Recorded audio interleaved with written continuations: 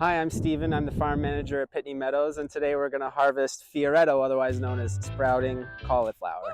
So this crop is a little different from typical heading cauliflower in that usually heading cauliflower we want it to be a tight little compact head, and this one we actually want it to be a little sprouted and elongated. So come take a look at some of these. You kind of have to get in there and actually look at it. If you see these nice long stems there, that's exactly what you want. Take a bite of that, Cass. So we get in here, we see they all meet down right here, right? I got this great big sharp knife, love the big ones. And you just get in there and just cut it. So there's one, I'll show you another one maybe over here. Again, see we got the nice long stems, and we'll just get in there. And there you go, that's it. You can almost eat this raw.